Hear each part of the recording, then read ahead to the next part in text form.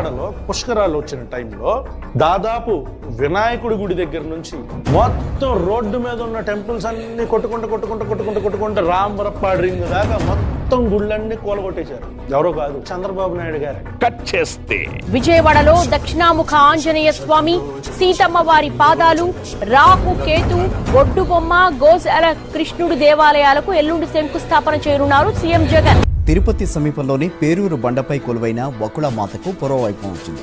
పునరుద్ధరించిన ఆలయాన్ని CM YS Jaganmohan Reddy ప్రారంభించారు.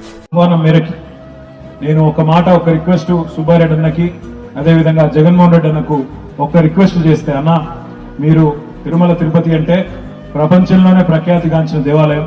ఆ దేవాలయానికి ఈరోజు ఆంధ్రప్రదేశ్ ప్రజల ఆశీస్సులతో, దేవుడి ఆశీస్సులతో మీరు అక్కడ ముఖ్యమంత్రిగా ఉన్నారు, సుబ్బారెడ్డి అన్న చైర్మన్ గా ఉన్నారు.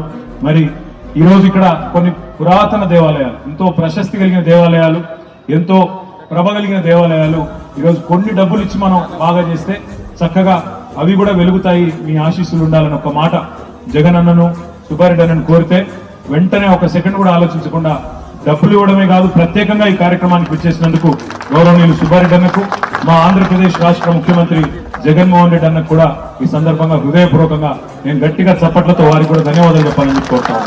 అమరావతిలో ఆలయాన్ని కట్టినా అది వైఎస్ఆర్సీపీనే, వైజాగ్లో ఆలయాన్ని కట్టినా అది వైఎస్ఆర్సీపీనే, భువనేశ్వర్లో ఆలయం కట్టినా అది వైఎస్ఆర్సీపీనే, హైదరాబాద్లో జూబ్లీ హిల్స్లో ఆలయాన్ని కట్టినా అది వైఎస్ఆర్సీపీనే, చెన్నైలో కూడా ఆలయాలు కట్టినా అది వైఎస్ఆర్సీపీనే, అమెరికాలో కూడా ఆలయ నిర్మాణానికి మా హయాంలోనే టీటీడీ సహకరించింది.